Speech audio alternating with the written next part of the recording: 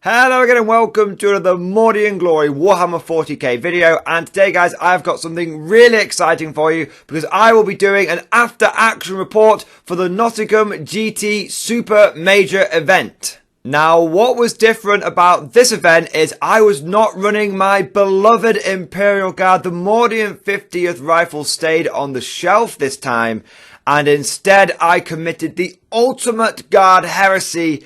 I took Tau to a tournament for the first time. You were the chosen one! It was said that you would destroy this and not join them! Hold on, before all the guard players out there start unsubscribing from the channel, going over to Twitter and cancelling me, stay tuned. Because there is a very funny story behind why I even took Tau to the tournament in the first place, and how I ended up running one of the craziest Tau lists at that event. But without further ado, let's dive straight into today's episode. Now, the first thing I want to do is quickly say a huge thank you to the tournament organisers. Zach and the Nottingham GT crew did an absolutely stellar job of keeping operations running smoothly throughout the whole weekend. Despite the fact this was a 400 player event, all of the timings were on point, all of the pairings were perfect. If anyone dropped out and needed repairing, they were on top of it, and it was done very, very quickly.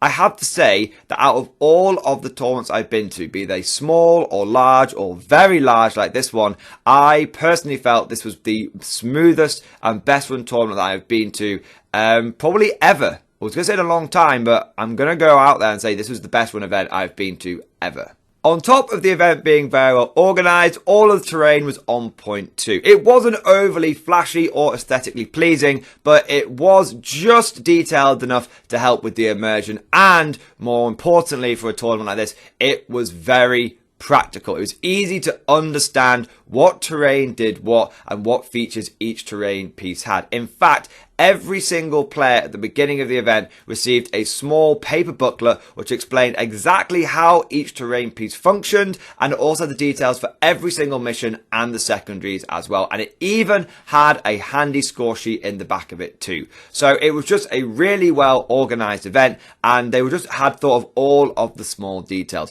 There was plenty of drinks and snacks available too, and the venue was nice and warm and clean. It was hosted in the Nottingham University Sports Hall, Jubilee Sports Hall. And then in terms of lunch, there was loads of lunch available for different things on both days. So just overall, just 10 out of 10 for organisation, and just a really well run and managed event. I also want to say a personal thank you to my good friend Alex, who put me up for the weekend and let me stay at his place during the tournament.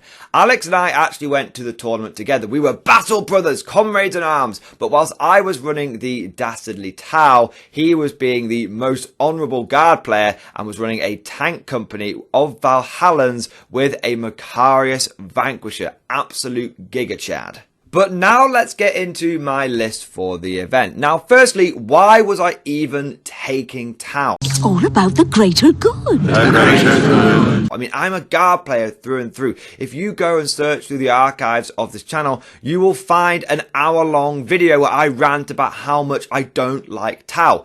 So how have I ended up running this faction that I truly despise? Well, basically, at the end of last year, I made a tongue-in-cheek bet with my community that I would not reach 20,000 subscribers before the end of 2022. And you guys came out in force and absolutely smashed that, and we got well over 20,000 subscribers by the end of the year. As a result, I had to do a forfeit. Now, I left it up to my community to decide which forfeit I should do. I actually made a community post. I asked people to make suggestions of what the forfeit should be, and then I was going to pick the two most common and then do a poll where the final forfeit could be decided. Now, the two most popular were Mordian has to run Tau at his next tournament, or Mordian has to show us some feet pictures.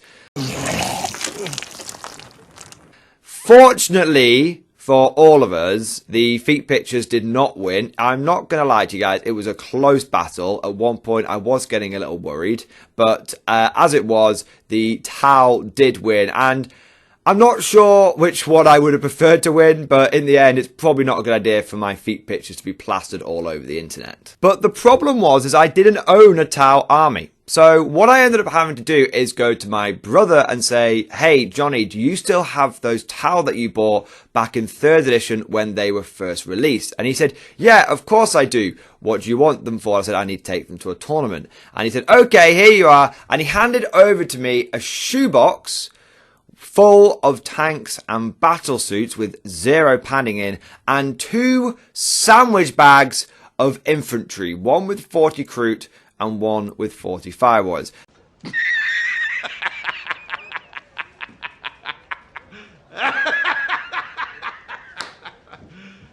You serious? Now, it will be unsurprising to hear that these models were not in the best condition and they were not able to be taken to the tournament in their original state. Fortunately for me, a good friend called Commando James, for those that watch my bolt action content, you will know him. He features regularly in my battle reports, came to my rescue. He's been painting a lot of bolt action recently, and he decided that he wanted to move away from the realistic drab colours for a moment and paint something that was a bit more bright and vibrant and sci-fi-y. So he said, you know what, Tim, I've just been on this airbrushing course. I want to try my hand at a little bit of like commission painting and whatnot. How about I paint the army up for you, restore it to its former glory, and you just pay for the materials. And I was like, James, you're an absolute legend. So massive thank you to James for doing that.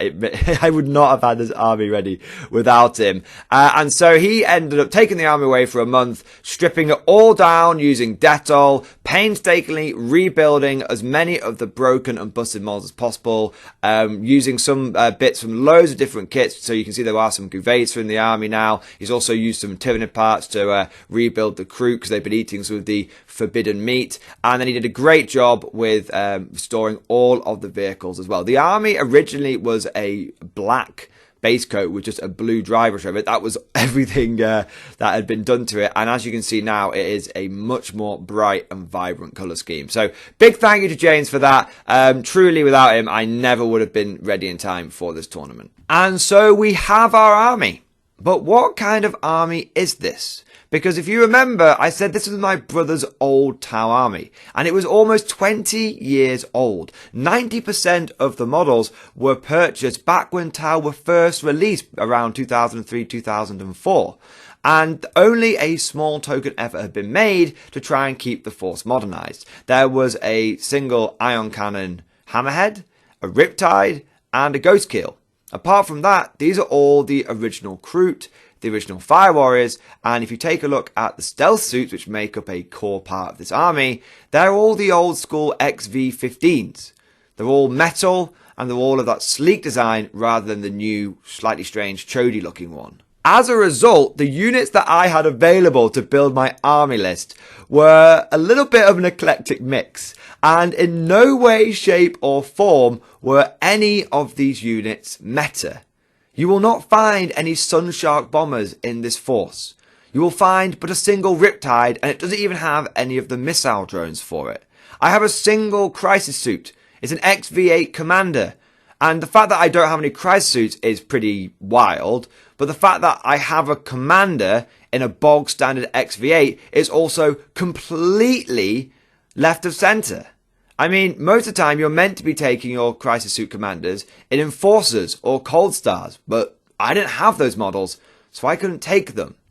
Instead, you found an army that had a solid core of stealth suits.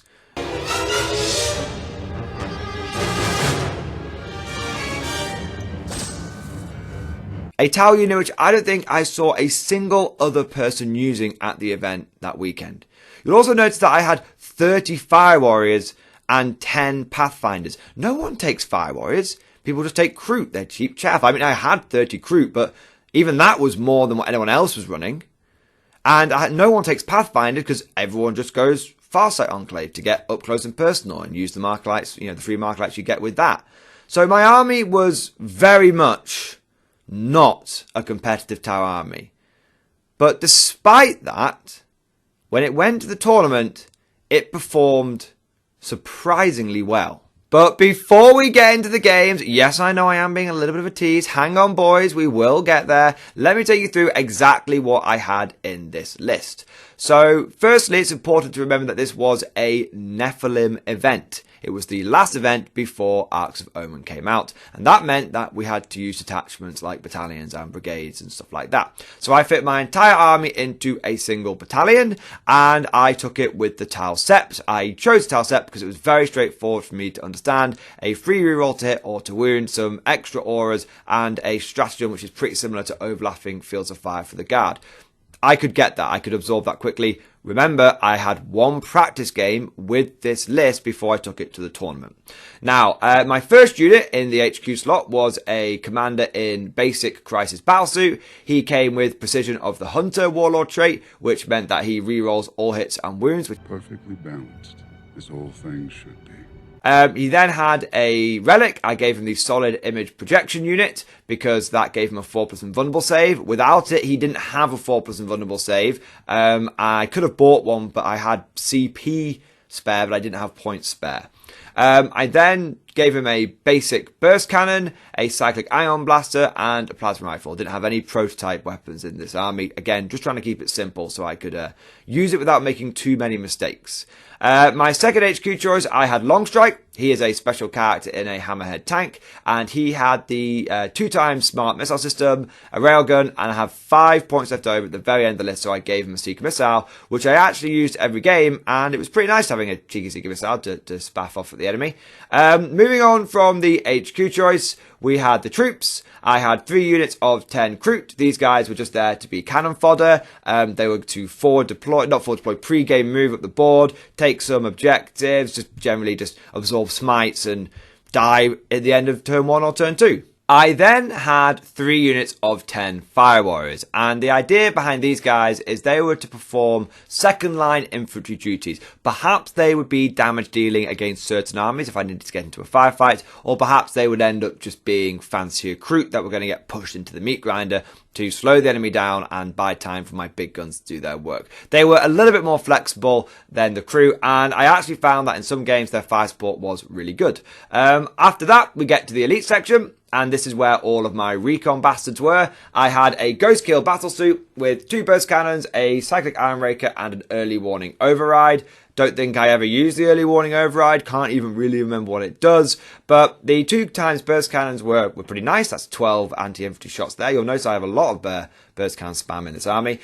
Cyclic iron raker was okay. It looks good on paper. In reality, I have to say the Ghost Kill was a pretty piss poor unit. Didn't really do much most of the tournament.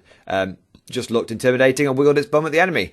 We then had 3 units of stealth suits, 4 stealth suits in each one with a burst cannon, and each squad had 2 drones. We had 1 gun drone and 1 marker drone. Idea behind these guys was that they put out a crap load of shots, 24 strength, 5 shots each, and they were just going to shred infantry. They'd go after things that had like invulnerable saves, because, you know, the AP didn't really matter in that case, and they were also dead hard. For those that don't know, stealth suits are weirdly tough. They've got 2 wounds each, toughness 4, 3 up save, -1 to hit all the time, including in combat. And when they're in cover, they get +2 to their armor save rather than +1. So a unit of stealth suits in cover is almost impossible to dig out unless you decide to mortal wound them, essentially. These guys were actually probably my favourite unit throughout the whole event. Probably man of the match every game. A ton of fun. I don't know if they're competitive, but a ton of fun. After that, we had 10 Pathfinders, because I've always been told that Tau need marker lights, and at this point, I had 3 marker drones in the army, and that really didn't seem like enough. So I had 10 Pathfinders. I really like the Pathfinders. A lot of people, shit on them and say they're not really worth it, but I found the ability to move out, marker light something, spend a CP, and move back, hide away with recon sweep, was awesome. I mean, again, Pathfinders were probably my second favourite unit in the army, just because they were just cool. They were fun. They were very fun to use. After that, we had the heavy support, and we had 2 hammerhead gunships, We had another one with railgun and smart missile systems, and then we had another one with smart missile systems and ion cannon. Only reason we didn't have triple railgun is because I didn't have the turret weapons. I will tell you right now, the ion cannon is a 10-point downgrade. You pay more points for it, and it's nowhere near as good as a railgun. So if you're listening to this and you're a new TAL player, never ever bother with the ion cannon. I don't care if it changes, just always take that railgun. It's just awesome. And finally, we had the one competitive unit in the entire army. We had a Riptide battlesuit. It had 2 plasma rifles. It had early warning override. It had an ion accelerator, target lock, and velocity tracker. And it had the big ion, as I said, the ion accelerator. And the Riptide was really good. A lot of people were blowing smoke up this thing, saying it's the best unit in my army and everything. I actually kind of struggled to make it work, and it was fine. It did a decent amount of damage, but yeah, I actually found that my hammerheads tended to do more than my Riptides, but I guess the Riptide is a lot tankier. And last, but certainly not least, we have the Devilfish. Now, the only reason that we have the Devilfish in this army is because I really, really liked the Tiger Stripe colour scheme that James had done on the vehicles, and I wanted as many vehicles as possible in the list. And so I had a few points left over, and I thought, you know what, I could start trying to take more competitive things, drop down that ghost keel, and drop down that dedicated transport. But you know what?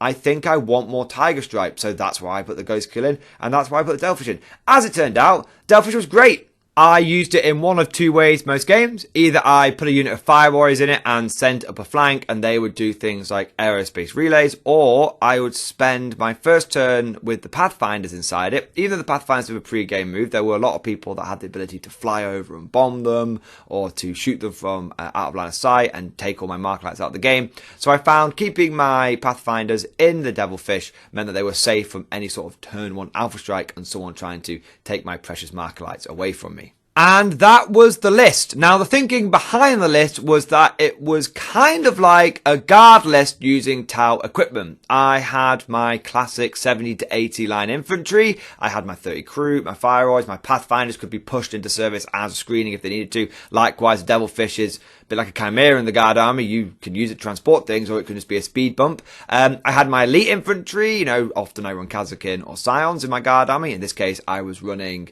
ghost keels and stealth suits, and then I had my big boys. I had my 3 hammerheads, I had my Riptide, and I had my commander. So this was kind of a guard army, and that really helped me get my head around it very quickly, because I understood what I really need to be doing with each army on the battlefield, despite the fact that I had very little practice using the army before going to the event.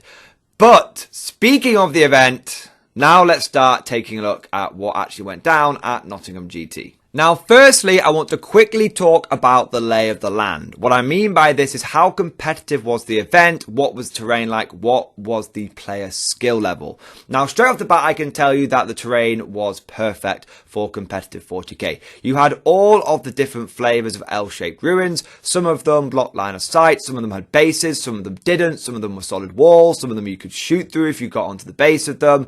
Overall, it was exactly the kind of terrain that you needed for running a big competitive 40k event in 9th edition. There was a nice variety of ruins that were true line of sight blocking and ones that were obscuring, and also every single table had some dense terrain, either cutting across important fire lanes on the flanks or going straight down the middle of the board.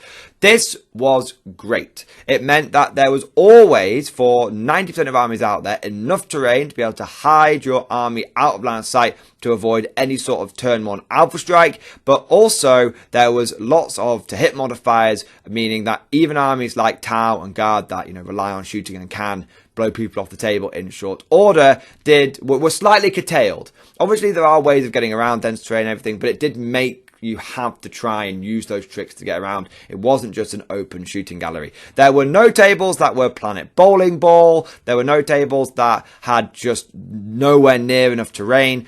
As you can see from the pictures, I've included a few pictures from every single game. The terrain was very consistent on every single table for every single round. Obviously, it was in different places in each game. It would be very boring if it's exactly the same layout each time. But the layout of the terrain was dictated by the mission in each round. So, for example, if table quarters were, if deployment was table quarters, the terrain would be different than if the deployment was short table edge or long table edge. Now, in terms of player skill, guys, it's a super major. It was very high. There were a lot of extremely talented players there, and including Vic VJ, who I believe is #1 ranked player in the world right now.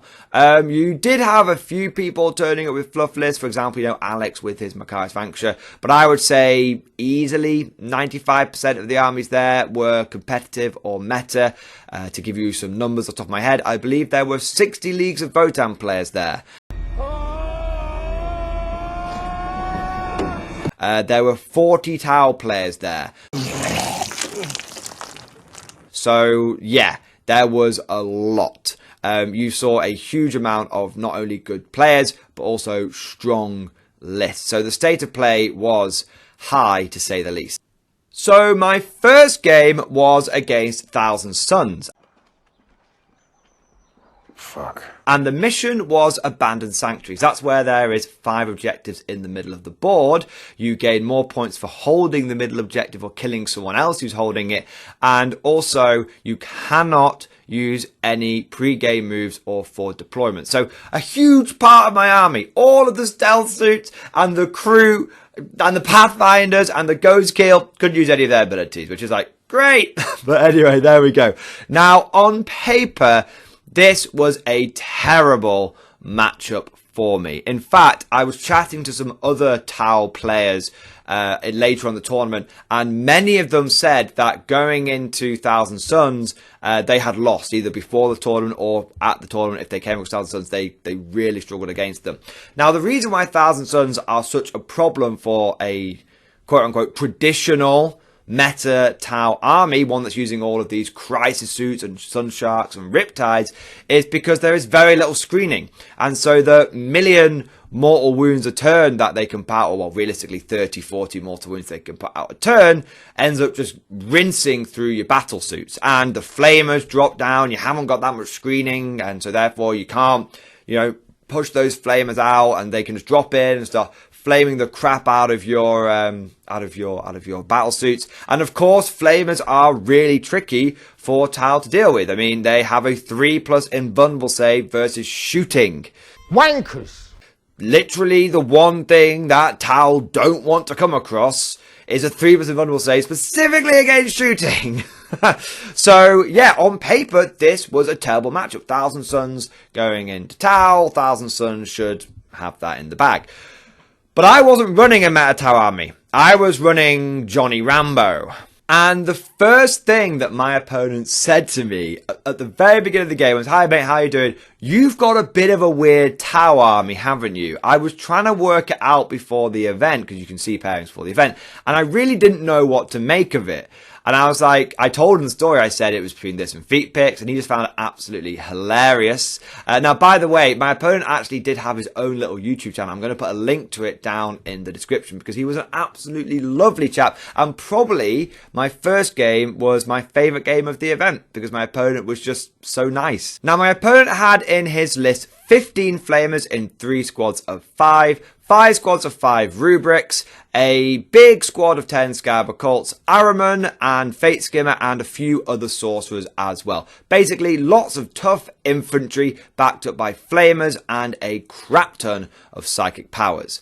For deployment, I ended up splitting my army into 3 different forces. Firstly, on my right flank with the big ruin, I put my Fire Warriors, and I also put Longstrike and his buddy. And then in the middle, I put a couple of Kroot squads, my Pathfinders, and also my Riptide and my Devilfish. And then on the left flank, behind the ruin over there, the smaller ruin, I deployed pretty much all of my stealth suits, and then my Ion Tide and my Ghost Kill. You can see what my deployment is in this picture there. My opponent deployed in a similar fashion, breaking his force up into 3 distinct mini forces. Now, from my perspective, on the right, he had a couple of units of Rubric Marines and a Sorcerer. In the middle, he had another couple of units of Rubric Marines and a Sorcerer. And then on the left, behind his big ruin, he had the Scarab Occults,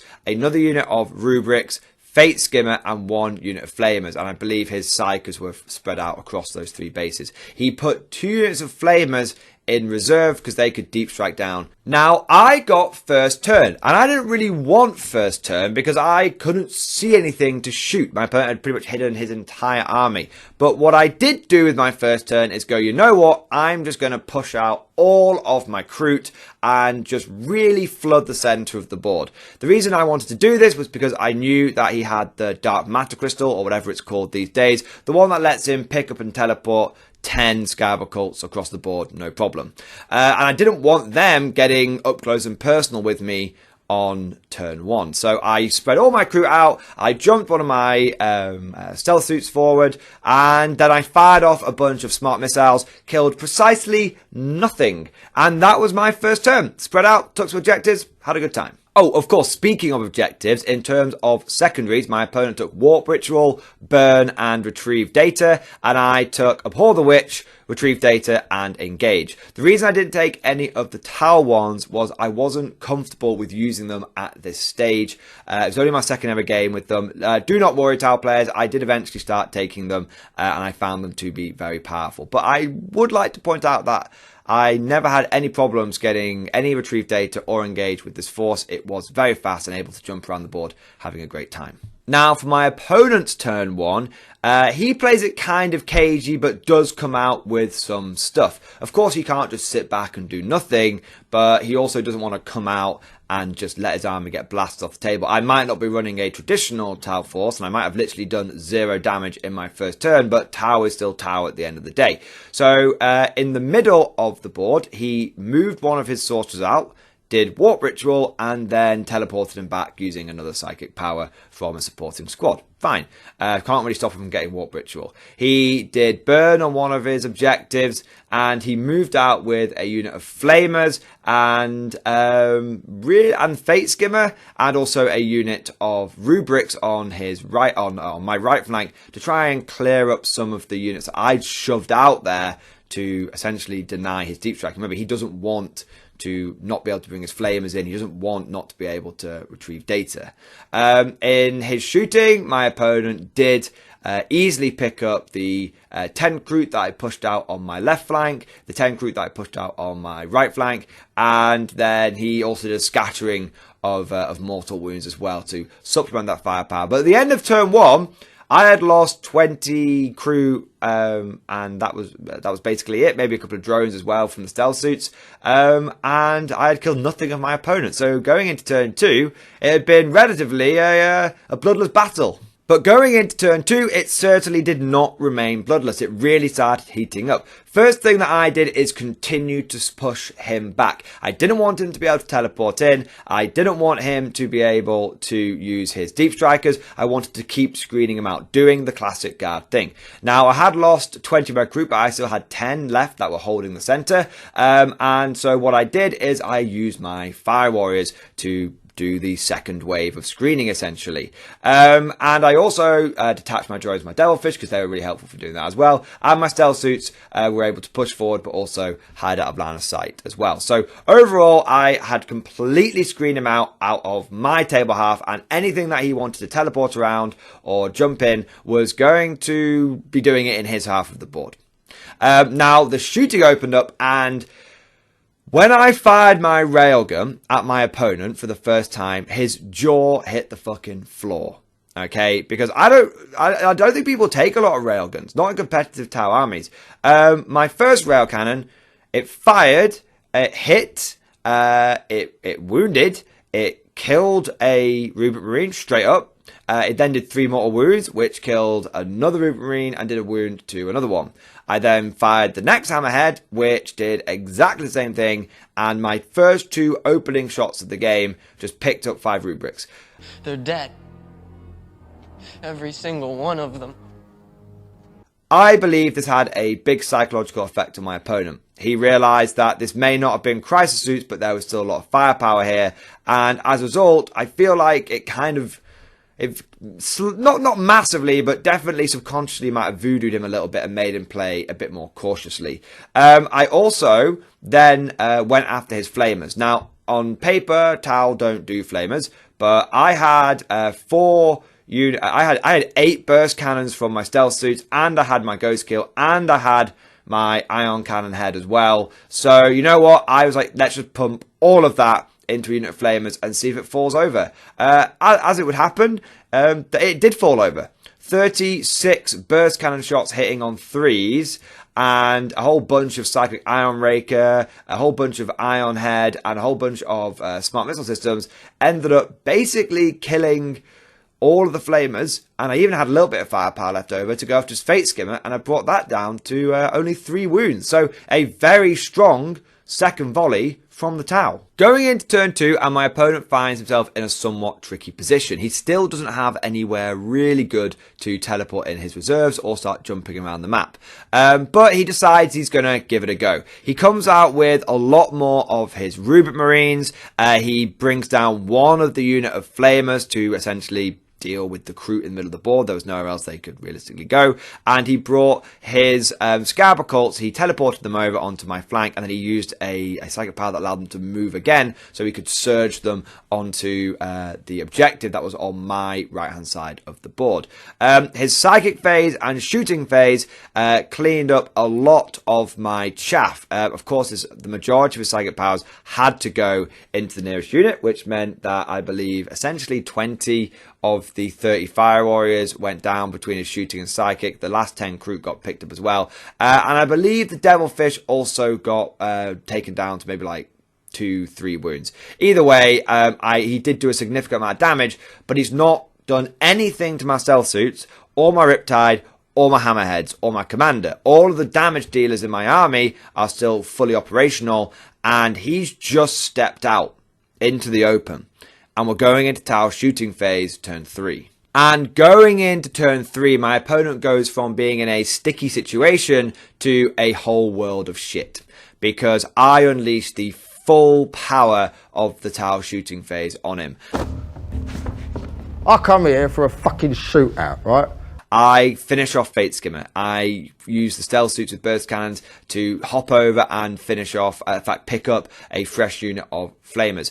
I kill the Rubrics. Every Rubric squad that is exposed is killed. At the end, my opponent has got, I think, 1 left hiding behind out of line of sight in the middle of the board. And also, in fact, the only thing at the end of my turn 3 shooting that my opponent has left on the board is basically a Sorcerer on the left, a Sorcerer in the middle, Ahriman, and about 8 Scarab Cult Terminators, and 5 Flamers were in reserve. Everything else in his army got picked up. Perfectly balanced, as whole things should be. Rail cannons did what they did. Between the two of them, they picked up another unit of Rubrics. The Ion Head essentially did the same thing, with a little bit of support from the Ghost Keel. The Burst Cannons once more racked up a heavy amount of Demon Flesh. And yeah, it was kind of brutal. And so going into turn 3, my opponent really did not have a lot of assets to draw upon, and he still could not drop into my half of the board with his flamers. There was still just enough Pathfinders or Fire Warriors that were screening him out. And he really wanted to try and use these guys to get retrieve data, because he'd done it in 2 table quarters, but he just couldn't quite do it. And so realistically, my opponent in his turn 3 tries a last hurrah. He does a bit of damage with his Scarab Cults, but he's nowhere near charge distance for any of my units. The shooting that they do is relatively ineffective. They kill a few remaining Fire Warriors, but they've done their job at that point. Maybe they scratch the paint on one of the Hammerheads. And yeah, not a huge amount. Swinging around to my turn 4, and I pick up everything in my opponent's army, apart from half a dozen Scarab Cults, and they don't last long going into turn 5. And in fact, the one of the pictures you see here, the final picture where you see there's like a hammerhead on top of the building, that was the end of the game, turn 5. My opponent literally had that little cluster of Scarab Cults. I think he'd regrown some of them. Little cluster of Scarab Cults just chilling on that objective. And all I had lost by the end of the game was about 30 Kroot, 20 Fire Warriors, a Devilfish, and a few drones. And my opponent had 6 models left on the board. So the first game was absolutely a crushing victory for Tau. I believe my opponent got 50 or 60 points. I ended up on 94 victory points, I believe, for my first game. So a very, very strong game. The problem for my opponent was simply that I had enough chaff to absorb all his psychics and screen him out for 2 turns. And then once he exposed himself, I had the firepower, I had the right kind of firepower to deal with his flamers, and I had the right kind of firepower to deal with his rubrics, with all of my riptides and my hammerheads. So that was game number 1, but now let's take a look at game number 2, and it's another terrible matchup for Tau on paper, because I'm facing another psychic heavy army. Fuck. This time I'm facing Tyranids with all of the goddamn Zonothropes and loads of big bugs. So my opponent had in his list specifically a Broodlord with a unit of 5 Gene Stealers. They were there to harass and get objectives and stuff. He then had 3 units of Zonothropes with the Zonothrope character supporting them. He had 2 Tyrannofexes, an Exocrine, 2 Hive Tyrants, a Parasite, and 10 Gargoyles, flying termagants essentially. Now the mission was Data Scry Salvage, which is a 6 objective mission, and for secondaries I took exactly the same as last time. All of his characters were Psychers. He had all the Zonothropes. It just made sense to take Abhor the Witch. Engage had worked very nicely, and Retrieve Data had worked very nicely in the last game. And in this game, I could do all of my pre-game moves. I could do all of my infiltrations and forward deploys. So at the start of the game, I was actually in 3 table quarters straight from the get-go. And for me, that made a lot of sense to go for Retrieve Data and go for Engage. It meant that I could happily rack up those points pretty much from turn 1.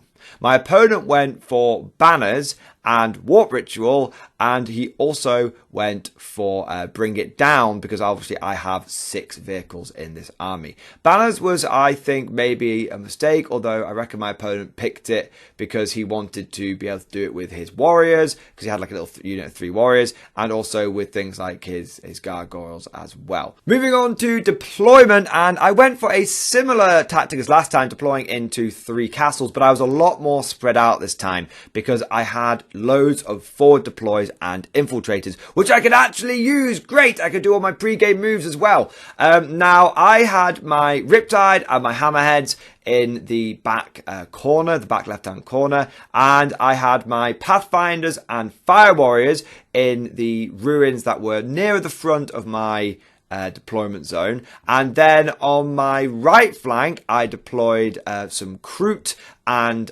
my Ghost Keel, and on my left flank I deployed the Ion Head and the Devilfish. Up front, infiltrating and everything, I had my stealth suits coming in on the left hand flank in that sort of ruin that's halfway up the board. I didn't want to push them too far forward in case my opponent had any way of tagging them and causing them a lot of problems. And I also forward deployed a unit of stealth suits into the ruins that were sort of near the middle of the board on the right hand side that were on an objective, but not the dense terrain. My opponent also had some infiltrators and forward deploys, and he went for his Broodlords and Gene Stealers to counter that other unit of stealth suits, the one that I mentioned that was near the middle of the board. You can see that on one of the pictures. It was really going to come down to who got first turn, because if I got first turn, I could definitely pick those 2 units up without a problem. If my opponent got first turn, he could jump on one unit of my stealth suits and really sort of lock down the mobility on that flank, which would be definitely a worthy trade for him. As it was, I did end up winning the Mexican standoff, and I did go first. That meant that the stealth suits that I had forward deployed on that right flank, along with the Ghost Keel and the Kroot, were able to pick up the Broodlord and the Gene Stealers in short order. The only good bug is a dead bug. Getting me some Abhor the Witch straight off the bat. Now, the other notable point from my first turn, of course, I did my pre-game moves, moved out, spread out. As you can see in this picture, really, was in very much dominating the board from turn 1 in terms of map control. The only other really notable thing from my first turn was that I fired 2 Hammerheads at a Tyrannofex and just obliterated it. I got the hits thanks to the Hammerhead inbuilt reroll hit. I got the wounds thanks to the Tau Sept giving me an inbuilt reroll to wound, and a AP6 meant no save, and the fact that I did a minimum of 10 damage per shot just obliterated this thing. It just came apart in a shower of ichor.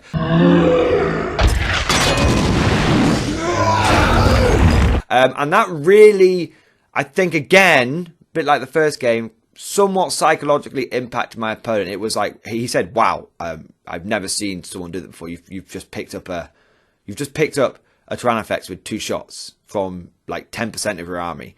And I definitely think that had an impact on him, because he started, I think, to realize the firefight situation was so mismatched. You've got to understand, he is a shooty army between his psychic phase and his bugs. He's mostly a shooting army, and yet he's just brought a super soaker to a gunfight. What is that? Yeah, what do you think, Puff? It's a fucking tool. No, it's not. It's a fucking rolling pin. In my opponent's turn 1, he went for a very aggressive counter-attack. He moved forward with all of his big bugs. Many of them weren't in range, but that didn't matter. He was setting himself up for a turn 2, 1-2 punch.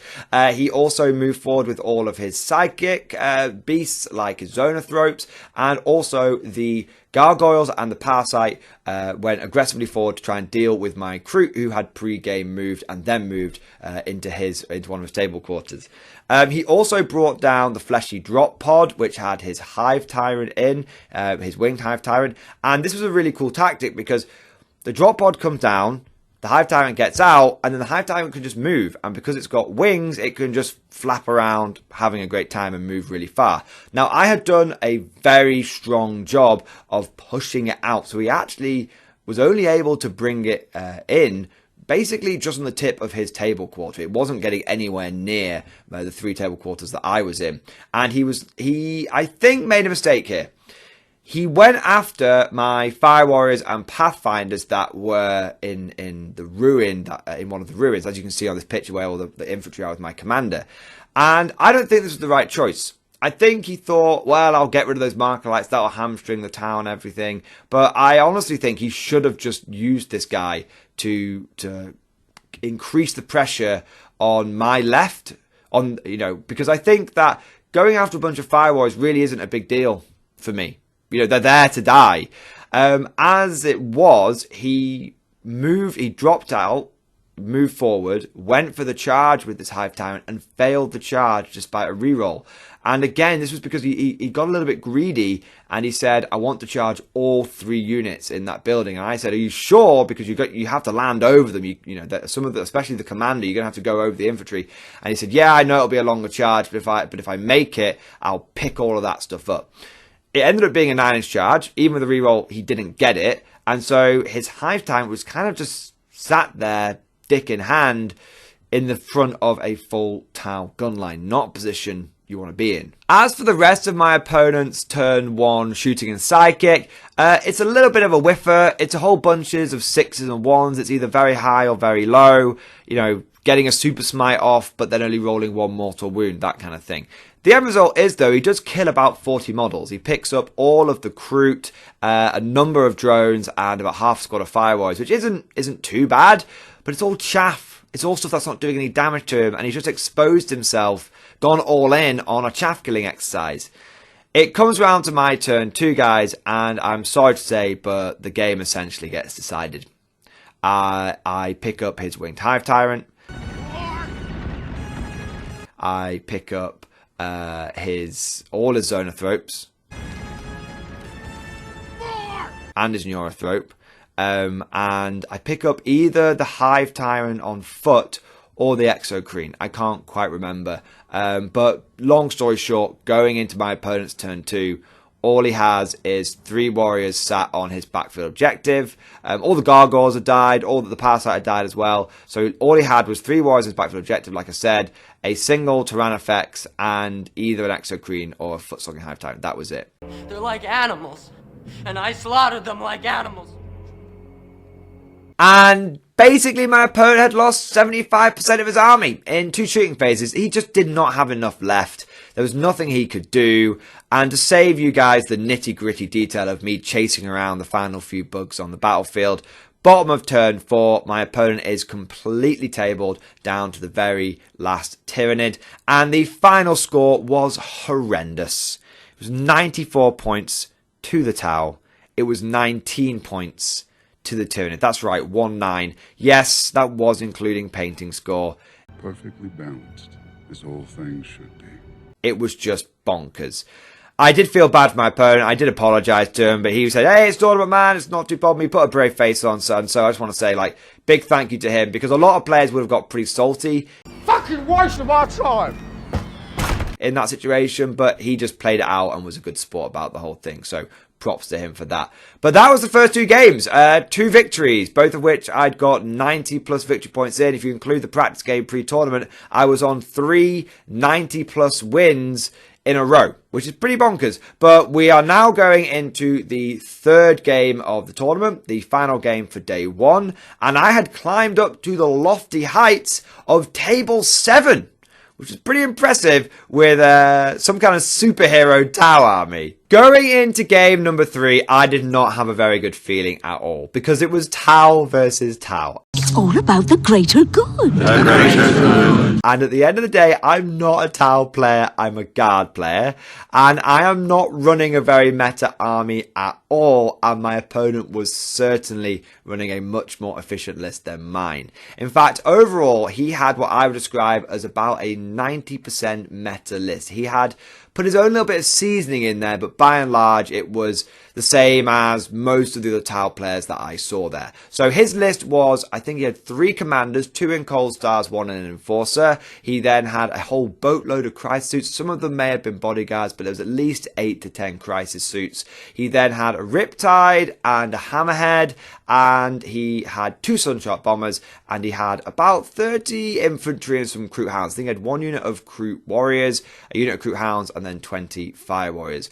The purest creme de la creme Tau net list tends to not have quite as many infantry, just the 10 Kroot, not bother with the Fire Warriors, and it tends to have 2 Riptides rather than 1 and a Hammerhead. But it was still very much 90% of the way there, and it was still very much a more efficient list than mine. So the mission was Conversion, which has 5 primary objectives, and for secondaries I took Engage and Retrieve Data, because again I could do all my pre-game moves and my forward deploys, which means from turn 1 onwards I'm in 3 table quarters, scoring points, having a good time. I also took Bring It Down. There wasn't a good 3rd one against my opponent, and if any of you guys have got any suggestions, I would love to know it. But I took Bring It Down because it got me 8 victory points, and his army only gave away 8 for Bring It Down and 8 for no prisoners, and I figured that I would probably do better with Bring It Down because I can pick his planes out of the sky than I would do against his crisis suits with all of their drones. My opponent took Bring It Down because I give 12 Bring It Down points away. He also took the Decisive Action and the Aerospace Relays. So those are the Tau specific ones. After this game, I ended up taking those objectives in my last 2 games, and they are really, really, really good. I'm genuinely not sure which ones play better with my army, but the way that Decisive Action works is if you are Monk Ka, then if you hold half of the objectives, then for the first 3 turns, you get 4 points each turn. So turn 1, 4 points. Turn 2, 8 points. Turn 3, you get 12 points. And then you can't score them turns 4 and 5. So it maxes out at 12 points. If you take Kayun, then you do it the other way around. So if you turns 3, turns 4, turns 5, you can score 4 victory points if you hold half of the objectives on the board. My opponent went Kayun because his plan was to basically do as much damage to me as possible early on and then just move on to the objectives and pick the points up at the end of the game. Likewise with Aerospace. Aerospace is basically Tau retrieve data, but you can complete it in the same turn, and you can do retrieve data anyway, but what's more important is you can do it with more than 1 unit at once. So technically turn 5 you can retrieve 5 lots of Tau special data or deploy 4 relays, and you get all the points for it, which is really cool. And I think very, very powerful. Deployment was pretty standard at this point. Big castle of things for me at the back, my infantry screening out forwards. I had run out of space to be able to hide a lot of my hammerheads, so some of them had to go into slightly riskier positions where they were screened from some firepower but not others. Stealth suits and ghost kills for deploying. Standard affair. My opponent also had a similar issue where he could hide a lot of his stuff at the back, but there were going to be some things like his bombers which he couldn't hide. And for me personally, the terrain on this mission might have been a little light. It maybe could have done with 1 or 2 extra pieces, but the main thing really was it was going to come down to turn 1. Whoever got turn 1 was going to be able to do a pretty big alpha strike against their opponent. If I got turn 1, I could easily pick out both of those flyers, and I had a good angle with my ghost keel and my ion head on my opponent's hammerhead. So that would mean that I could potentially pick out 3 of his big things in one turn. Yes, I wouldn't be targeting the crisis suits or the riptide, but those bombers are pretty gnarly and no one wants to have a railgun running around on the battlefield. It would also mean that the way I'd forward deploy my stealth suits is I would have probably been able to get the drop on his Kroot and his Kroot hounds, which would really limit my opponent's ability to hold objectives effectively with any sort of OBSEC. On the other hand, if my opponent goes first, he can use his Riptide to get line of sight on my Iron Head. He can use his Hammerhead to just about draw line of sight to one of my hammerheads, and he could also use the 2 bombers to just fly into the back of the board and just start messing up things like my Riptide and Long Strike. Also, both of us have got a Riptide, and both of us want this first turn so we can Nova Charge the Riptide so it's getting a 5+ invulnerable save. Turn 1 was massive. Turn 1, I think, if I get turn 1, I have a chance, because it allows me to sort of level the playing field and make up for the fact that my list is a little bit wacky and less efficient. Sadly, I did not get turn 1. Fuck. And so what was already a bit of an uphill battle became an impossible situation. My opponent flew his 2 flyers over and also moved his hammerhead out as I expected him to. And between those 3 units, they just annihilated my Riptide, tore huge chunks out of my infantry with their bombs, and also picked up one of my hammerheads. In fact, they picked up Long Strike. I also lost the Ion Head to the enemy Riptide and Commander. And so at the end of turn 1, I have lost my Ion Head, my Riptide, and Long Strike. I am down to realistically 1 big hitter in my army. This is fine. Because the Ghost Kill sure as hell doesn't count, and neither does the Devilfish. So it was, yeah, honestly guys, it was probably over turn 1. But I did give it a good go, and I did make a game out of it. It was an inevitable conclusion. My opponent did smash me. He ended up getting 90+ points. But I did alright. I did okay on Bring It Down, because I brought the flyers down in my first turn. About the 3rd turn, I finally got the angle on his hammerhead with my remaining hammerhead and took it out, got into that duel and won the duel. I was also able to win quite a lot of the flank engagements with the Kroot and the Kroot Hounds and his Fire Warriors, which meant that I ended up killing all of those in my stealth suits. God, the stealth suits were really effective. Even when the commanders and the crisis team started coming after them, they were very, very effective. It really did take those high-level units to finally root them out and drive them from the battlefield. When my opponent sent stuff like his Hammerhead and his Fire Warriors after them, they just completely bounced. And even the Kroot getting into combat with them was bad for them, because they're still -1 to hit. I'm still toughness 4. I still got a decent save. I've got a couple of drones in there. So I ended up having some small localized victories, but overall, I could not withstand the firepower, and when it got to the round of turn 5, I think I had a handful of Fire Warriors and my Pathfinders left, and a few stealth suits, still making a go of it on the flanks, but I had lost everything else. I probably had about 15, 16 infantry models left.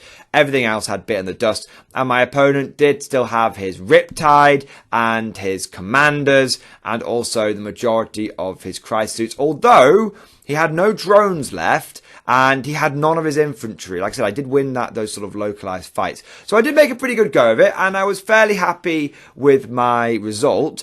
What I would say was the most important thing about this game is I learned a hell of a lot. My opponent was an absolute gent. He took me through multiple stratagems. He let me take backseas. Whenever I was making a move, he said, remember, you can do this, or have you thought about doing this, and all this kind of stuff. So for me, it was almost a little bit like a coaching game and a training game.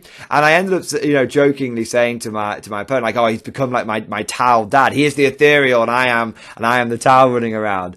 So it was a really, really valuable game for me, even if I did get a smashing. And I often do say you do learn more from your defeats than from your victories. It's a good job that I believe in that, because going into game 4 I was going to get a second helping, because it was another Tau versus Tau game. So at the end of day 1, I had managed to somehow get 2 pretty big victories under my belt and a fairly respectable loss too.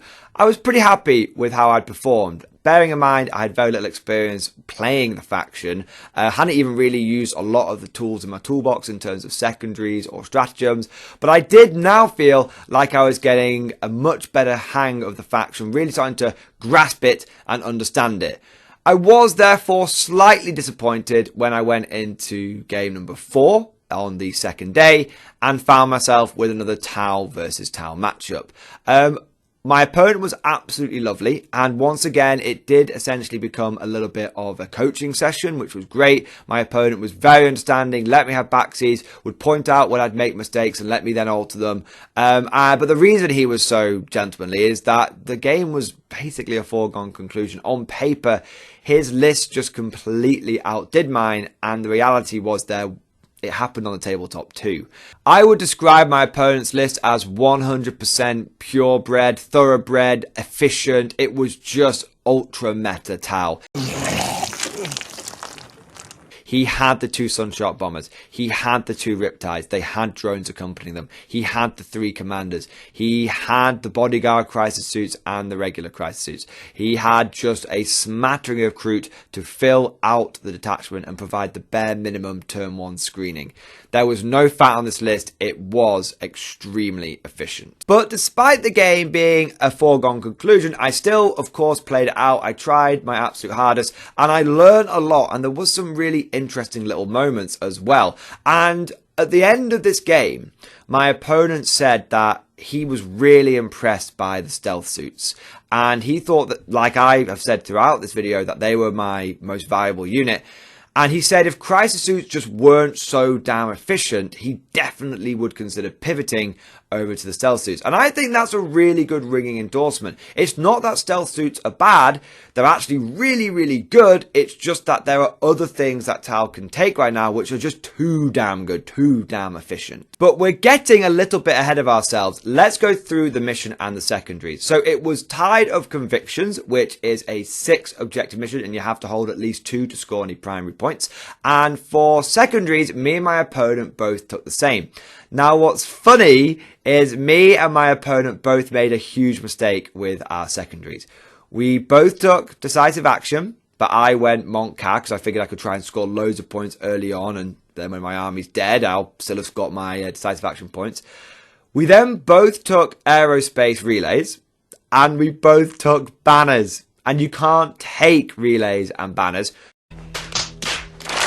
Fortunately, we both made exactly the same mistake, and I don't think it made any difference whatsoever to the game in any way, shape or form.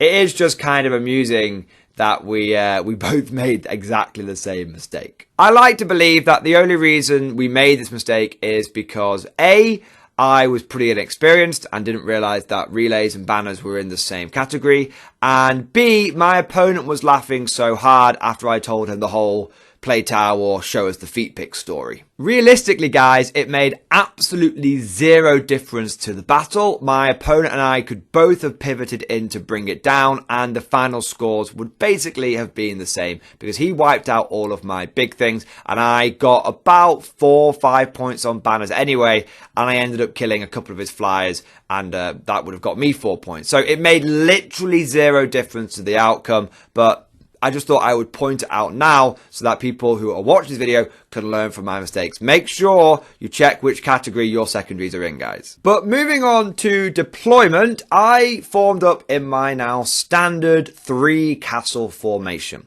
On my right, I had my hammerheads, supported by some Kroot and fire warriors and pathfinders. And in the middle, I had the Riptide with the commander and my remaining fire warriors. And then on the left, I had a strong recon detachment. I had my Ion Head, I had my Ghost Keel, the majority of my stealth suits, and all of my Kroot pretty much. My opponent also deployed in 3 castles. He had his flyers and a unit of Kroot on my far left behind the big ruin in his deployment zone. He then took the 2 Riptides and the Kroot Hounds and one of the commanders, I believe, and put those behind the middle ruin. And then on my right-hand side, his left, he put his Christ suits and his remaining commanders. There was also, I believe, a unit of Kroot there, or a unit of Kroot Hounds, also helping provide a little bit of screening. I think in my opponent's list, those very small Kroot units were literally just there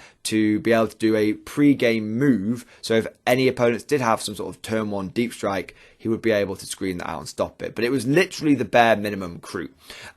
Going into turn 1, I actually got the first turn.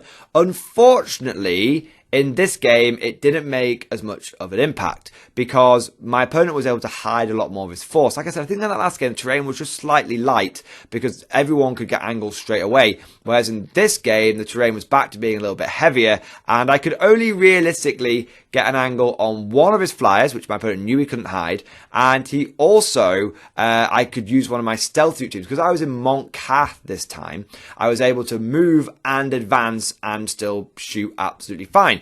And I actually really enjoyed that with my stealth suits, because it meant turn 1, I could get my Devilfish and one of my stealth suit units round the corner and basically pick up one of his Kroot units just straight away. So at the end of my turn 1, I'd done my 4 deploys, I'd done my pre-game moves, I'd been quite aggressive, I was in 3 table quarters, as is my standard protocol at this point, and I had killed one of his flyers, and I had also killed all of his Kroot bar 1, and I had used, this is where people say, smart missile systems aren't worth it. This one thing makes them totally worth it. It doesn't, guys, but I was able to kill his 4 Kroot Hounds using my smart missile systems turn 1, which is quite nice.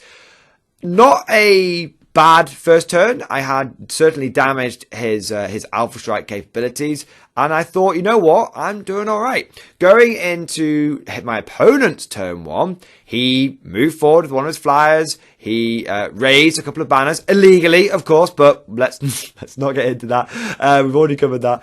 He raised a couple of banners, and he played it very cagey. He sort of just moved up from ruin to ruin, laid down a couple of banners, and he came at me with a unit of Kroot. They did manage to get a charge of my Pathfinders. So amazingly, my Pathfinders, they used a photon grenade and everything, and they actually only lost like 1 bloke, and in return they killed a Kroot. So 1 for 1, Pathfinders versus Kroot, which is pretty interesting. Then it basically swung back round to my turn 2, and I was like, oh my god, I've actually... Remember last game, guys, I'd been completely Alpha Striked turn 1. This game, I had lost a Pathfinder, and my opponent had used his plane to kill half a unit of Kroot, half a unit of Fire Warriors. I thought, you know what? I'm doing all right here. This is definitely different. I had false hope. So you're telling me there's a chance? In my turn 2, I killed the enemy Kroot, and I killed the enemy flyer, and I picked up that remaining little 1 Kroot man that survived the first turn, and I thought to myself, hang on a second here. In my first 2 turns, I've killed 2 flyers, I've killed all of my opponent's OBSEC. I feel like I'm actually in a good position. All I've lost is about 11 or 12 infantry. Unfortunately, my opponent's actual damage dealing capability had not been affected in any way, shape or form. And in my opponent's turn 2, he went balls deep. His crisis suit blob of death went like 18 inches forward or something crazy. They just like a big surge move, and he got into my deployment zone. And he also moved his Riptides out in a position where they could see stuff. And basically, in my opponent's turn 2, he killed the majority of my Fire Warriors. and he killed the majority of my remaining recruit, and he also killed basically 2 units of stealth teams. But I thought, flippin' heck, I've just survived a turn 2 crew attack. Because I've still got my 3 hammerheads, I've still got my ghost kill, I've still got 1 unit of stealth suits, I've still got my commander and a smattering of fire warriors, and in front of me is my opponent's big crisis suit blob of death. If I can kill that, I'm back in the game, baby! And so that's what I did, guys. I went all in on these crisis suits because I figured if I pick up this big blob of crisis suits and their commander, all my opponent is going to have left over is 2 Riptides, Farsight. I should say he didn't have the bodyguard crisis suits, he had Farsight instead, and also another commander, like 4 models left or something crazy. And so I went for it, guys. I had my commander. I had a handful of fire warriors. I had most of my pathfinders still left. I also had all 3 hammerheads operating at full capacity, and my ghost kill and a unit of stealth suits. I poured everything into these crisis suits, and I stripped all of the drones off fairly quickly, and then I managed to kill about 3 of them, and then I may have made a mistake. Because I then switched my target over to the commander. And I didn't have any marker lights on him. And I struggled. And because I switched, I didn't end up killing either the commander or all of the crisis suits. And as a result, I had diminished my opponent's firepower somewhat, but not really enough. Time to start packing. If I was being brutally honest, I would say I made a key mistake in my own turn, which was that the turn before I hadn't gone for the Feel No Pain on the Riptide, and that had meant the crisis suits had been able to kill it along with my fire warriors. And I think if I'd had that Riptide around, I would have been able to kill those crisis suits and the commander, and that would have certainly brought the game back to a middle point. As it was, by not having that Riptide, I wasn't able to effectively pull off my big counterpunch, and so that kind of sealed it. And I had gone all in, guys, which meant, remember, I had exposed a lot of units to try and achieve this, and it hadn't gone off. Swinging over to my opponent's turn 3, he picks up both of the ion heads, railheads I should say, and he badly damages the ion head and the ghost keel, and most of my remaining assets are basically out of the game at that point. Just cutting to the end, I did manage to end the game with 2 models left alive. I had 2 stealth suits that finally completed aerospace relays and got me 15 points on it, which was pretty nice. I was able to sneak them in using Wall of Mirrors and put them in a place where they were out of line of sight, so my opponent couldn't quite jump over there and target them.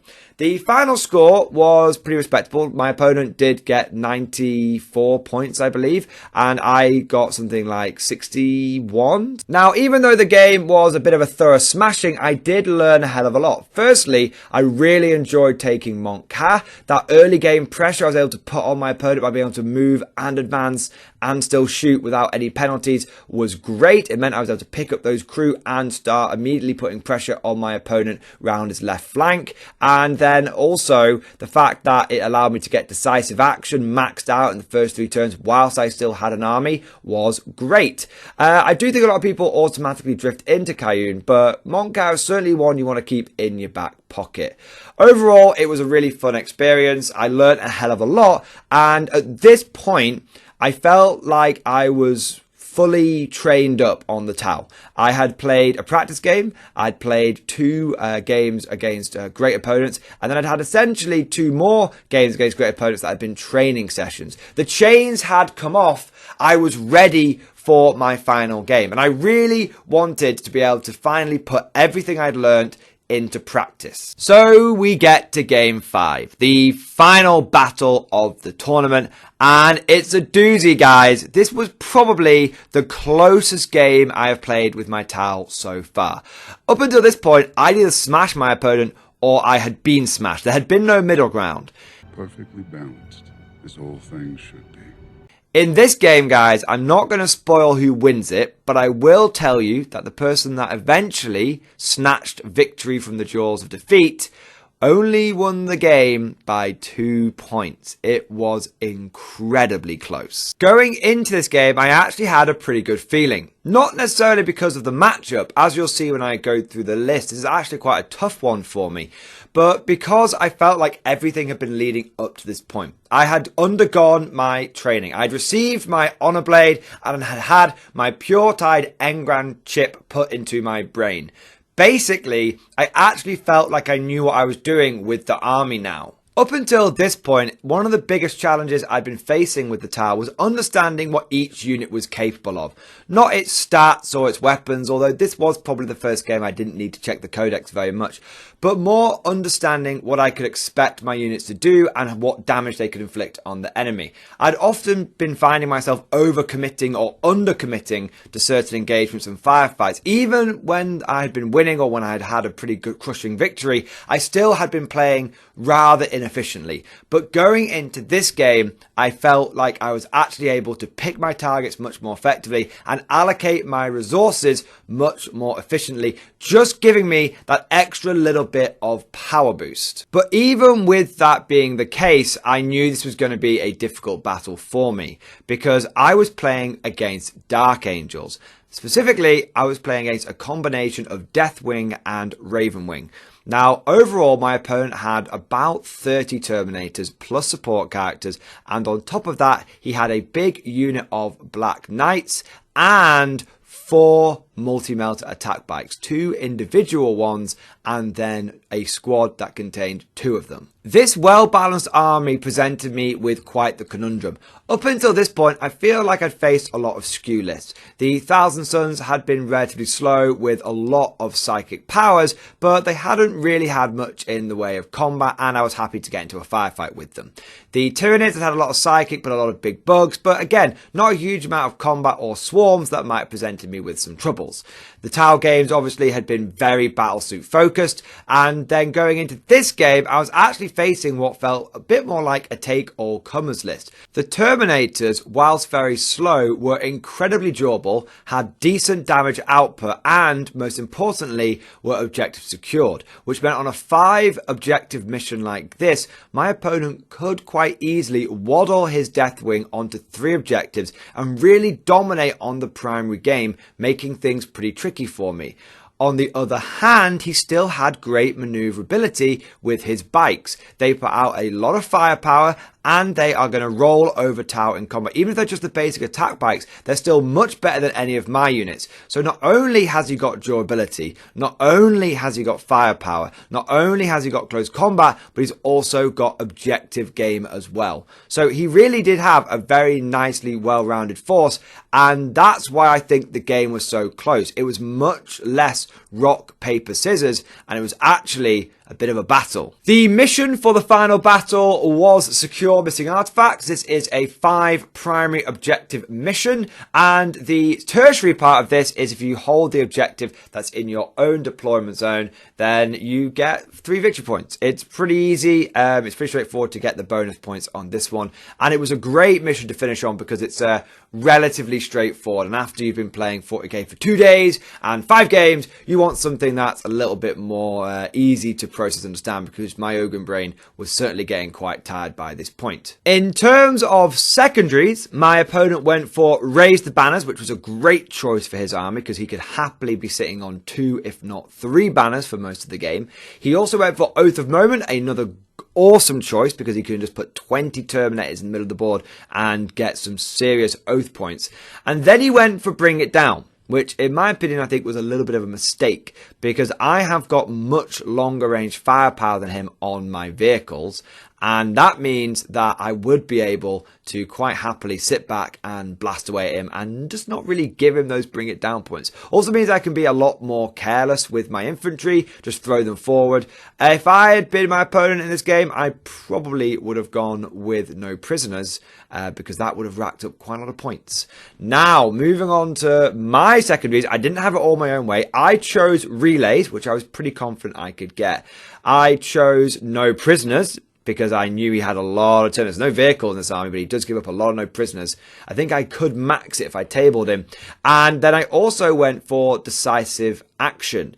which was not a good choice on my part. I should have realized how difficult I was going to find it to secure that middle objective, especially considering I went away from Monka this battle. I went over to Cayenne. The fact that he was going to have his Terminators being quite slow, moving up the board, meant that he was probably not going to get to that middle objective until turn 3 anyway, at which point that really starts messing up my decisive action. So decisive action was a bad one for me, and bring it down was a bad one for my opponent, but we both had 2 other very good secondaries. Going into deployment, I kept things fairly traditional, although I did mix it up slightly. I heavily overloaded my left flank and only put a smattering of stuff on my right flank.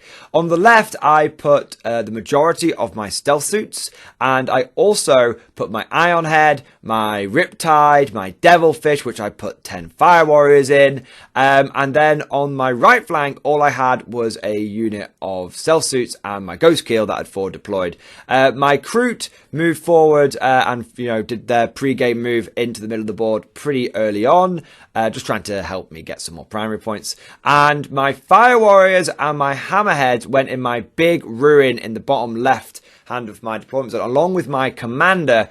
And then my Pathfinders went in there as well. And their job really was to hold my objective, and as and when I needed to husband their objective securedness, so that when it got to those later turns, I was able to move on to the middle objective and hopefully score some decisive action. I did also put one of my units of Fire Warriors into strategic reserve because I was taking relays, and I figured that it would be tricky for me to get over there to do the relays, but if I strategic reserve some Fire Warriors in, I would be able to get them up the flank and do the relays fairly easily. That was actually a trick that my opponent had done to me in my 3rd game. Here is where you can see what I'm talking about, guys, where I'm saying I had learned things from playing those tower games, and I was now using those tricks myself. My opponent went for a pretty standard Deathwing tactic. He put 2 units of 5 Deathwing into reserve, and then he had 2 5-man squads, 1 each holding the objectives in his deployment zone. He then had his Melter Bikes sprinkled out throughout his force. His Black Knights were going straight down the middle. They weren't messing about. And his big block of 10 Terminators was with all the character support, with the character that gives them the -1 damage buff. They were just going to stomp straight down the middle and relatively quickly get onto that middle objective. So you had a big phalanx of bikes and Terminators going down the middle, a couple of things holding his home objectives, and a bit of stuff in reserve with Melter Bike support wherever he needed it. So my opponent got the first turn, and he played it very smart. Every opponent up until this point had kind of done like a Zerg rush towards me, and in this case, he did not. His turn was very quick. He kept his Terminators back on his home objectives, raised a couple of banners. He pushed his bikes not as far forward as they could go, just to hop them from one piece of terrain to the other, and he moved his big block of Terminators up to support. It was very smart. If he had just gone all in and tried to close the gap as quickly as possible, as a lot of people are tempted to do against Tau, then he would have done a bit of damage to me, but the majority of his army would have been exposed against the Tau gun line. And at this point, guys, we know how that goes. Instead, my opponent played very cleverly, and there was almost nothing for me to see going into my first turn. Yeah, I did a lot of maneuvering around. I got myself some flanking maneuvers. I was able to get a little bit of shooting off on some exposed sides of his army, but by and large, my first turn and my opponent's first turn was incredibly quick. So going into turn 2, my opponent and the Dark Angels did have a fairly commanding position on the center of the board, but my army was doing its classic flanking maneuvers, and I was in 3 table quarters, again straight away putting pressure from multiple angles onto my opponent. Now this is where my opponent went for his first of his 1-2 punch strategy. He charged forward with his Black Knights, and he also pushed forward with his Terminators, getting them all into bolter range, and he also deep striked in his 2 5-man squads. Now he wasn't sure whether he was going to go and bring them in already, because there wasn't very many places for him to go between the Ghost Keel and the Kroot that I'd pushed up. He really was basically reinforcing himself in the middle, but he decided that If 10 Terminators in the middle of the board are difficult for Tal to shift, then surely 20 Terminators is even harder for me to deal with. He did come out with with half of his melter bikes, and he decided to try and go after the ghost kill with them. The end result was, between the -1 to hit and the fact that I've got drones, he actually only stripped off the drones from the ghost kill and then did a few wounds to it. By and large, the ghost kill actually got away relatively unscathed. My opponent's Black Knights did much better. Between the shooting and the combat phase, they were able to pick up 20 Kroot. However, due to the fact that I had been very cagey with my big damage dealers and had kept them well out of charge and his bike's plasma range, all he'd really done is damage some of my more disposable units. I don't care if the Kroot die, although it did put me back a little bit on OBSEC. And the ghost kill at this point has done very little, and I was happy for him to run out there and wiggle his bum and essentially draw some firepower. Coming over to my turn 2, I now had some pretty decent targets. On the left flank, towards the north, towards my opponent's side of the board, my Riptide, Ironheads and Stealth Suits and Devilfish piled everything into his Black Knights and reduced them down to a single biker. I thought I was going to wipe them out, but my opponent did make a couple of lucky 5-up invulnerable saves, which managed to keep the last one alive. But that squad was essentially combat ineffective at that point. On the other side, with my Ghost Kill and my Hammerheads, I introduced the attack bikes to some real armor. And both of my Hammerheads essentially picked off an attack bike each.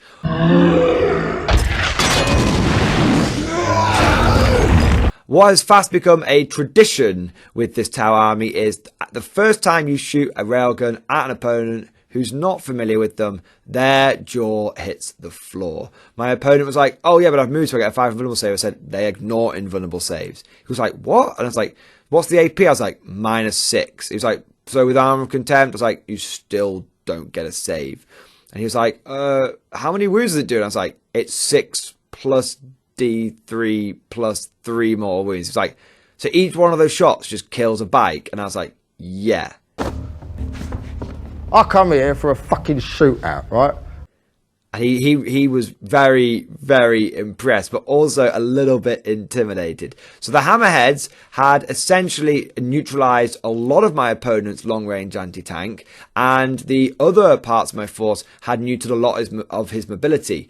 At this point, the only long-range anti-tank my opponent had left was the melter bike, the squad of 2 melter bikes, and also a bunch of cyclone missile launchers in his Deathwing. But I'm not overly concerned about crack rockets, and the melter bikes, really, I say the long-range anti-tank, they're long-range because of their movement value, but if I can just stay out of their melter range, I'm generally having a good time. And at this point, I had essentially clipped my opponent's wing. So at the very least, I'd clipped one wing and the other one didn't have very many feathers in it. His mobility was drastically reduced. This was felt going into my opponent's turn 3.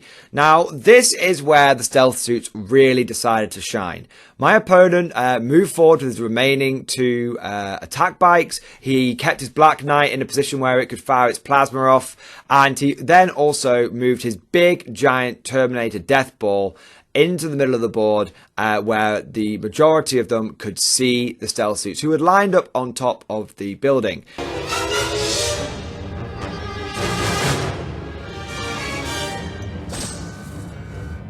All the crack rockets and melters came flying out, and they managed to do a pretty decent amount of damage to my Devilfish and pick off some of the drones from the stealth suits.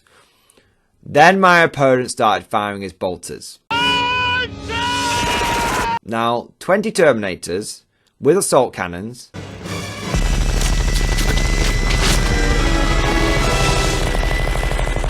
with bolters, with some other spare little bits of bolter firepower from the attack bikes, we're talking about over 100 bolter rounds.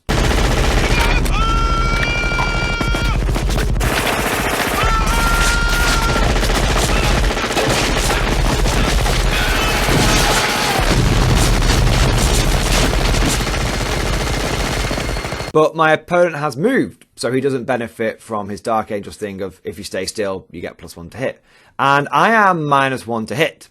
And so many of these shots were hitting on 4s, re-rolling 1s. And then stealth suits are toughness 4. So they're wounding on 4s again, and there wasn't really any source of re-rolls for. There was no lieutenant in the army. And then I'm on a 1-up save. Even when my opponent is in Tactical Doctrine, because stealth suits, I've got a 3-up save, but they get +2 for being in cover. Even with the AP -1, I'm still on a 2-up. So about 50 of the shots hit. You know, my opponent rolls fairly statistically. About 25 of the shots wound. And I proceed to just roll a bunch of 2-up saves. And if anyone out there has ever rolled a bunch of 2-up saves against small arms fire, sometimes you get a lot of 1s. Sometimes you just keep rolling 2-ups. And this was one of those latter times. Come on, stop trying to hit me and hit me. And I lost a single stealth suit to 100 bolter rounds. And I was a little bit lucky, but I used a CP roll here, and I think I lost 1 and took a wound on another. But yeah, basically, my opponent's huge bolter fusillade had bounced off. And that really was a problem, because essentially at the end of his turn, he hadn't really done any damage to me. He'd killed loads of drones, or my stealth suits had lost a bunch of drones, and the drones from my Devilfish had died as well, because they've been doing like save protocol. Well, one of the save protocols, one of them had just been picked off. And so it was then back to my turn 3.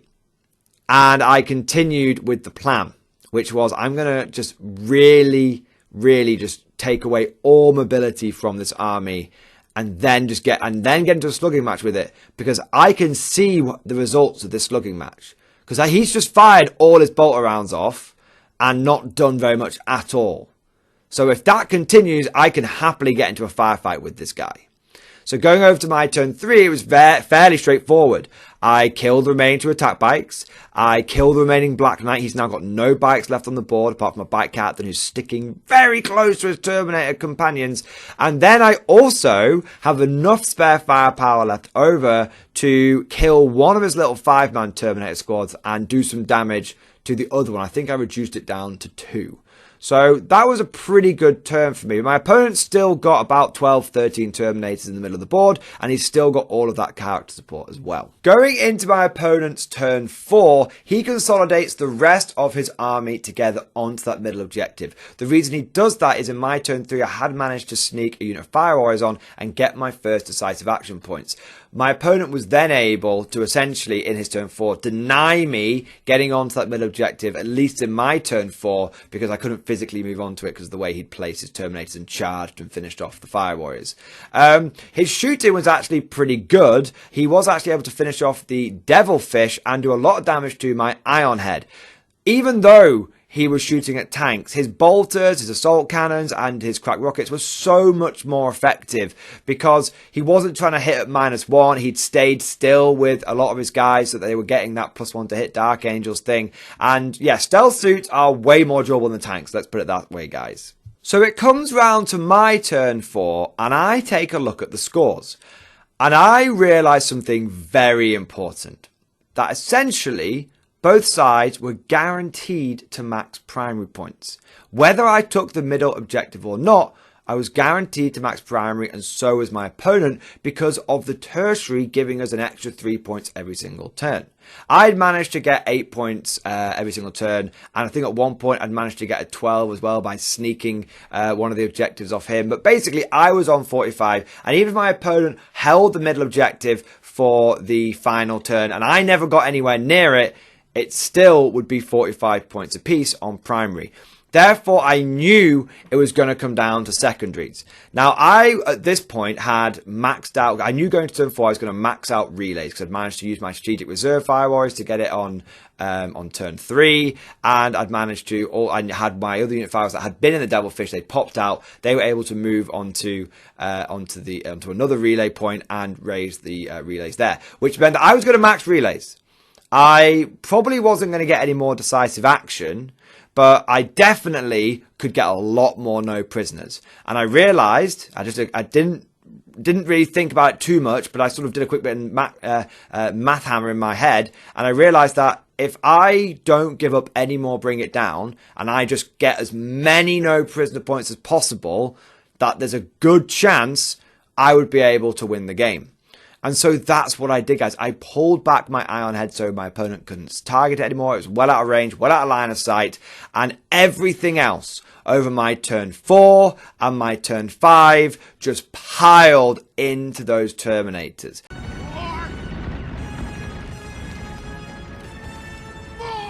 At one point, my opponent made a slight mistake, and he actually came forward on his final turn to try and get a bit more bolter shots in with those 2 squads of 5-man Terminators that had been hiding on the objectives.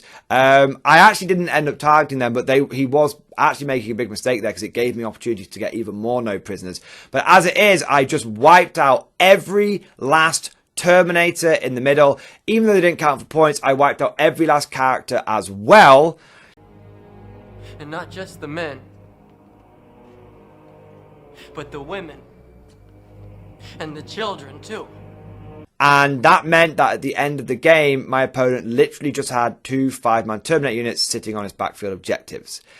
The final score was 82 points to the Dark Angels, and it was 84 to the Tau.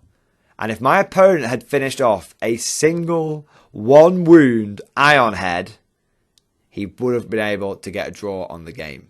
If my opponent had taken no prisoners, he might have got 83, 84 points. He may have even got 85 points. But because he went, no one took no prisoners against his army. Everyone saw the big tanks, and they kept consistently taking bring it down. And unless it was Tau, I never lost more than 1 or 2 vehicles a game.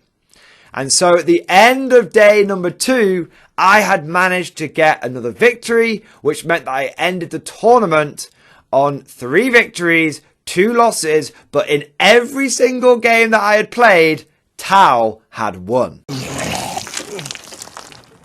But before we close out today's video, I do want to go over some final thoughts and a little bit of a summary. First thing I want to say is that I actually really enjoyed using the Tau. They were a very fun army to play with. Normally when I'm running my Guard, which is a shooting army similar to the Tau, it feels a lot more cumbersome and hard to maneuver.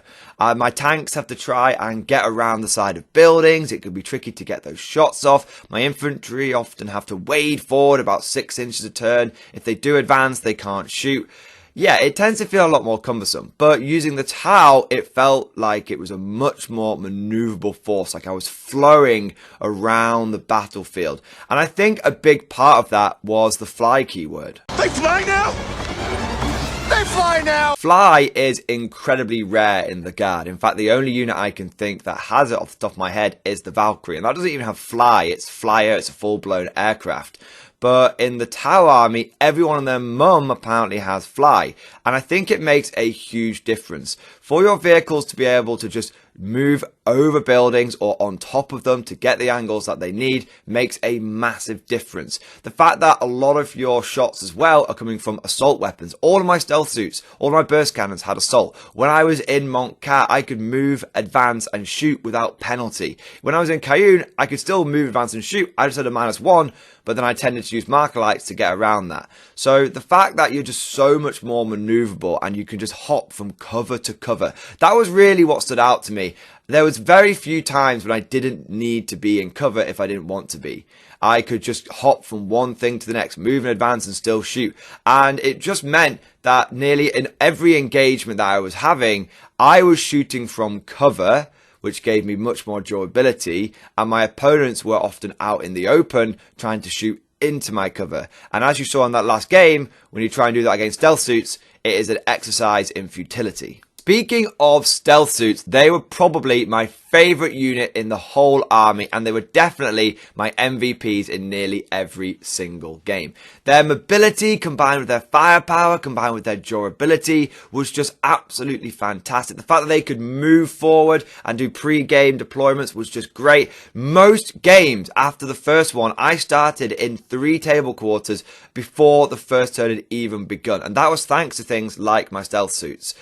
My worst performing unit in the game was definitely the Ghost Keel. It did very little. It looks impressive and it absorbed quite a bit of damage here and there, but its damage output was incredibly lackluster. Even when you overcharge its main gun, it just doesn't really do anything.